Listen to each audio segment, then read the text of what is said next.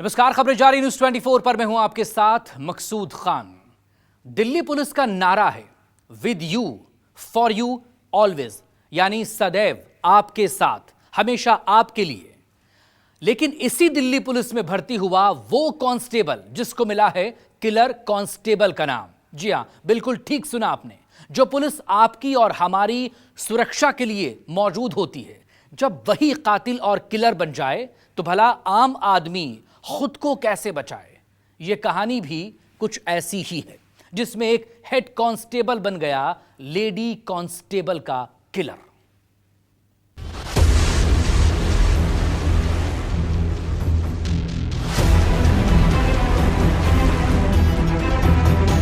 प्यार, धोखा और मर्डर, फिर कैसे जिंदा रही मोना।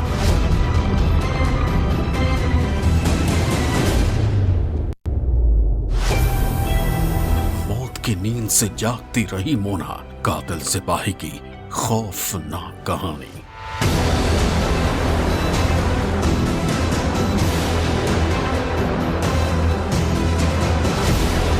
मोना का कंकाल मिला, कातिल कांस्टेबल का राज खुला।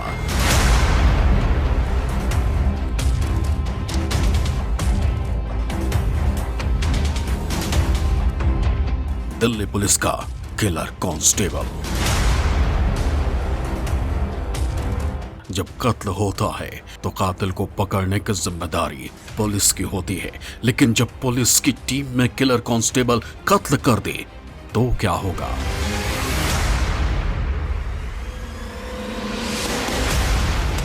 प्यार, धोखा और मर्डर की एक ऐसी ही खौफनाक कहानी दिल्ली पुलिस के कांस्टेबल और एक हेड कांस्टेबल की है। इस कहानी के दो किरदार हैं। एक थी मोना जो पुलिस की कांस्टेबल थी, और एक है सुरेंद्र राणा, दिल्ली पुलिस का हेड कांस्टेबल। यही है वो सुरेंद्र राणा जिसने एक तरफा प्यार में दिल्ली पुलिस में ही सिपाही रही मोनिका उर्फ मोना का कत्ल कर दिया और उसे दिल्ली के अलीपुर इलाके में एक सुनसान जगह पर फेंक दिया।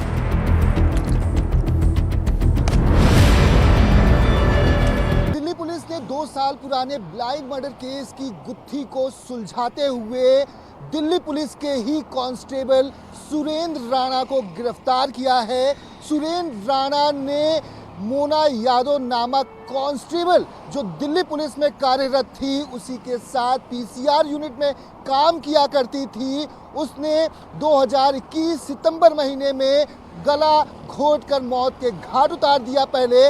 उसके बाद नाले में लाश को फेंकने के बाद पत्थर से उसके शव के ऊपर पत्थर रख दिए, जिससे कि शव कभी बाहर ना आ सके। और दिल्ली पुलिस इस पूरी हत्याकांड की गुत्थी को सुलझाने की कोशिश पिछले 2 सालों से कर रही थी, लेकिन आरोपी लगातार पुलिस को और पीड़िता के परिवार को चकमा दे रहा था। आखिरकार दिल्ली पुलिस की क्राइम ब्रांच ने सुरेंद्र राणा समेत 2 अन्य आरोपी, जो कि उसका एक साला है और उसका एक दोस्त है, उसे गिरफ्तार कर लिया है।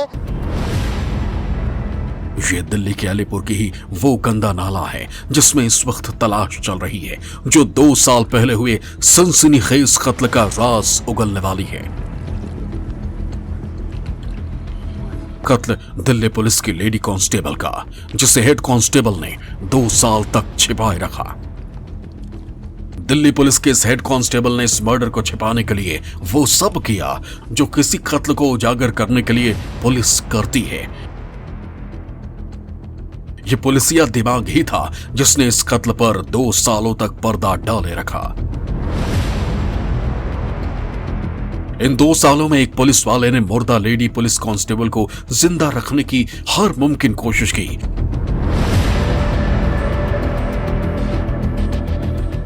2 साल तक वो अपनी इस कोशिश में कामयाब भी रहा, लेकिन अब 2 साल बाद जिस नाले से ये कहानी शुरू हुई थी, उसी नाले पर आकर खत्म हो गई।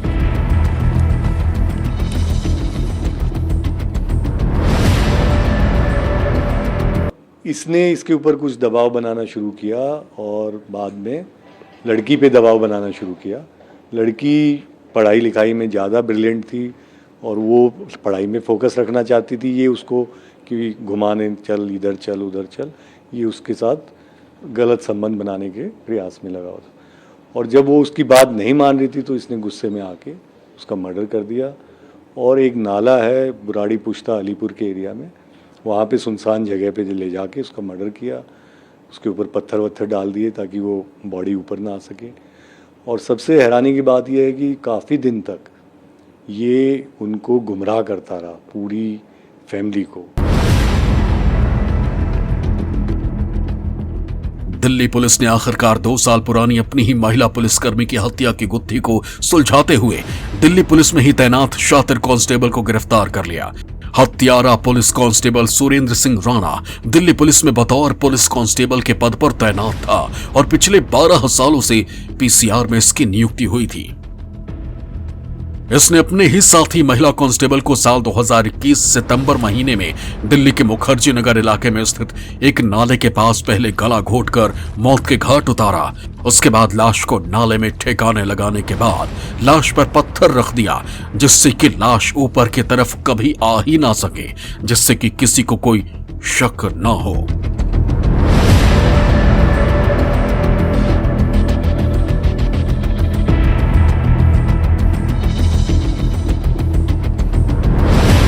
जब इसके पास कोई चारा नहीं बचा क्योंकि इसके खिलाफ सारे सबूत आ गए, तब जाके इसने कबूल किया। लेकिन कबूल करने के बाद इसने फिर से एक गुमराह करना शुरू किया। हमने कहा कहाँ पे बॉडी है, वो तो यमुना में धक्का मार दिया था, यमुना में बह गई। तो काफ़ी समय हमारा उसमें चला गया जब हम यमुना किनारे के जितने थाने थे, कोई मिसिंग उस समय हो, कोई बॉडी रिकवर हुई। लेकिन फिर जब हमें लगा कि फिर से ये झूठ बोल रहा है, फिर इसके ऊपर काफ़ी अच्छे से पूछताछ हुई, तब इसने उस बॉडी को हमारे से बरामद करवाया। फॉरेंसिक टीम को हमने बुलाया और वहाँ पे नाले में उसके जो रिमेन्स थे स्केलेटल वगैरह के, वो रिकवर हुए फॉरेंसिक टीम से। अब इसको हम डीएनए जांच के द्वारा इसको कोरॉबरेट करेंगे।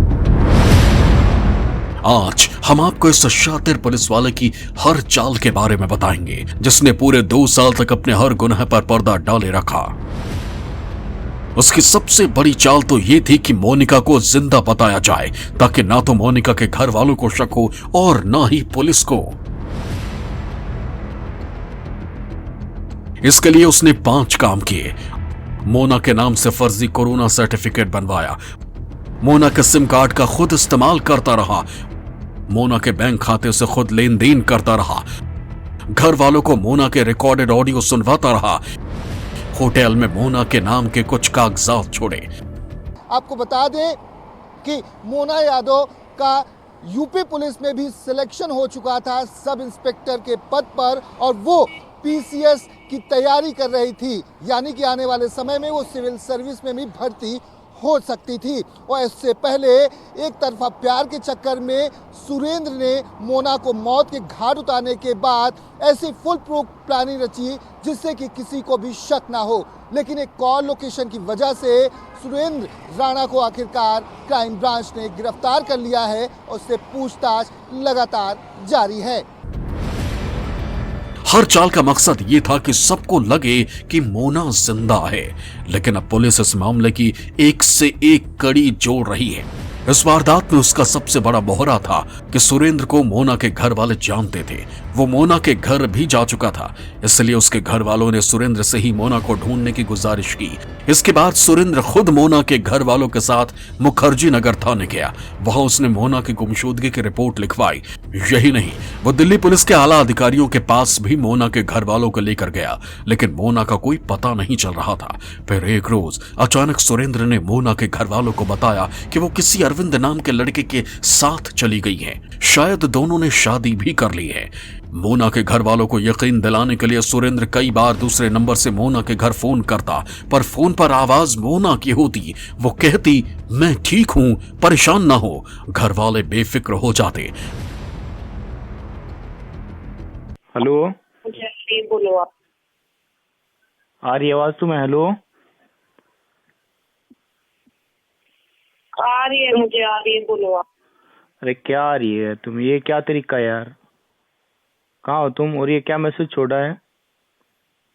तुम्हारा सामान तुम्हारे घर वाले ले गए, विधि और अलंकार आए थे। पर असल में होता ये कि सुरेंद्र के पास मोबाइल में मोना के कई ऑडियो मौजूद थे। इन्हीं ऑडियो को वो एडिट कर रिकॉर्डेड बातचीत मोना के घर वालों को सुना देता। तब मोना के घर वालों को तसल्ली हो जाती और वो यही सोचते वो जहां भी है ठीक है। पर 2-4 ऑडियो मैसेज ही सुरेंद्र कितनी बार घर वालों को सुनाता। लिहाजा मोना को जिंदा रखने के लिए उसने दूसरा तरीका अपनाया। सुरेंद्र ने अब अपने साले रविंद्र को भी इस साजिश में शामिल कर लिया। मोना के अरविंद के साथ भागकर शादी करने के बाद सुरेंद्र पहले ही मोना के घर वालों को बता चुका था। अब उसने अपने साले को अरविंद बनाकर मोना के घर वालों से फोन पर बात करवानी शुरू कर दी। हेलो। हेलो, नमस्कार जी भाई साहब। नमस्कार जी। भाई मैं अरविंद बोल रहा हूँ गुड़गांव से। अरविंद बताइए।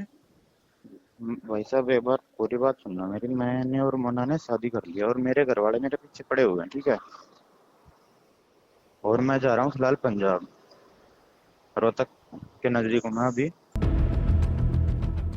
पुलिसिया दिमाग को वो अच्छे से जानता था। उसे लगा कि इस फर्जी अरविंद वाली कहानी से भी बहुत दिनों तक मोना के घर वालों को बेवकूफ नहीं बनाया जा सकता, क्योंकि मोना की मौत हो चुकी थी, वो मारी जा चुकी थी और मारने वाला सुरेंद्र राणा आजाद घूम रहा था और वो एक तीर से कई शिकार कर रहा था। परिवार को भरोसे में ले रखा था, पुलिस को सबूतों से गुमराह कर रहा था।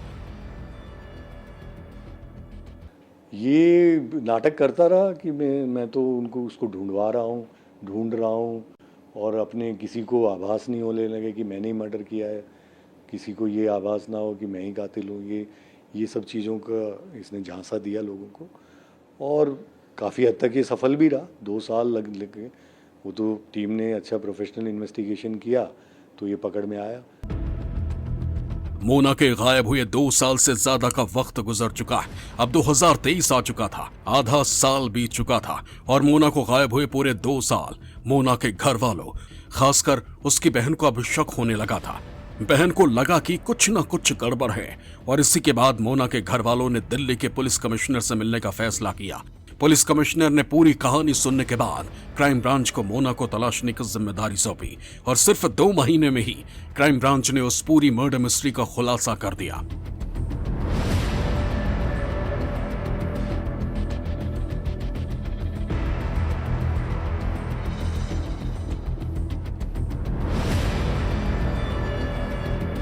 काफ़ी दिन हो गए थे और फिर फैमिली ने कमिश्नर साहब से रिक्वेस्ट की कि इसकी और प्रोफेशनल इन्वेस्टिगेशन हो, तो क्राइम ब्रांच को केस ट्रांसफ़र हुआ तभी।